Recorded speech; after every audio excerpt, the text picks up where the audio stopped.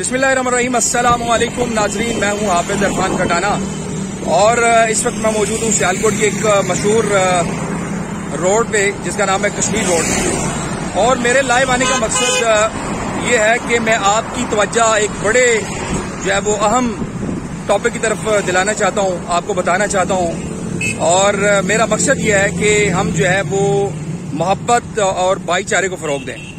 ठीक है, अभी कुछ देर पहले मैंने एक बात नोट की है और मैंने अपनी आंखों से देखा है कि यहाँ पे अभी जो है वो इंतजामिया की जानिब से पाकिस्तान तहरीक इंसाफ के झंडे जो है वो उतारे जा रहे हैं। तो ये तो इंतजामिया का फैसला है, हम उस पर कुछ कह नहीं सकेंगे। लेकिन इसके साथ साथ मैंने देखा कि क्या वो मुस्लिम लीग नून के झंडे भी उतारे हैं? ऐसा नहीं है।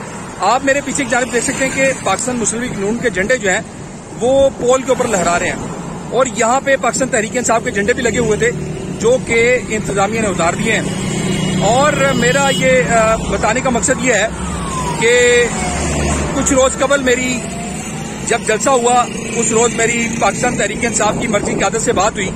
मैंने उनसे पूछा कि ये क्या है कि पाकिस्तान मुस्लिम लीग नून और पाकिस्तान तहरीक इंसाफ दोनों पार्टियों के तीन तीन झंडे जो हैं वो लगे हुए हैं। तो यार बड़ी खुशाइंद बात है, ऐसे होना चाहिए, बड़ी खूबसूरत बात है।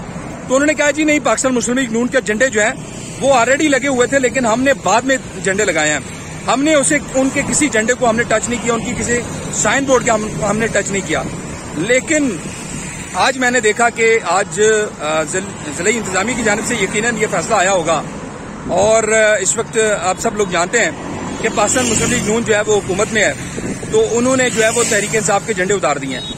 मेरा इससे कोई सरोकार नहीं है कि क्यों उतारे हैं, कैसे उतारे हैं, लेकिन मैं यहाँ पे ये बात कहना जरूरी समझता हूँ बतौर सहाफ़ी कि ये एक अच्छा अमल नहीं है। अगर आप उतारना चाह रहे हैं तो फिर दोनों पार्टियों को उतारें।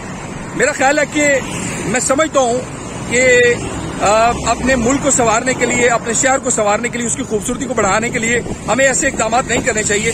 लेकिन अगर आप ये अमल कर रहे हैं तो फिर आप बराबरी की सतह पर करें ताकि जो कारकुनान हैं उनके अंदर कोई ऐसी बात ना आए, इश्तियाल ना उनको दिलाया जाए। इस तरह करने से मेरा ख्याल है पार्टियों के कारकुनान आपस में उलझेंगे जिसकी वजह से हमारे शहर का, हमारे मुल्क का अमन जो है वो खराब होगा। तो मेरा आज ये लाइव आने का मकसद ये था कि मैं ये बताना चाहता हूँ कि खुदारा ऐसे इकदाम न किए जाएं जिसकी वजह से जो शहरी हैं आपस में उलझें, जो पार्टियों के कारकुनान हैं वो आपस में उलझें। ऐसा कोई अमल नहीं होना चाहिए।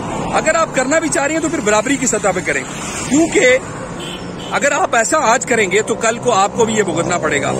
तो मेरा ये ख्याल है, मैं ये पैगाम देना चाहता हूँ इंतजामिया को भी और हुकूमत वक्त को भी, हुकूमत पंजाब को भी, कि जनाब ऐसे इकदाम ना करें, ऐसी रवायत पैदा ना करें जिसकी वजह से आने वाले मुस्तकबिल में ऐसे मसाइल पैदा हों। तो मैं उम्मीद करता हूँ कि इस पर जो है वो गौर किया जाएगा।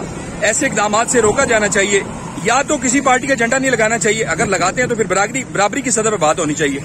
तो नाजरीन, मेरा यही पैगाम है आखिर में कि अपने शहर का ख्याल रखें, अपने मुल्क का ख्याल रखें और अमन की फिजा को बरकरार रखें।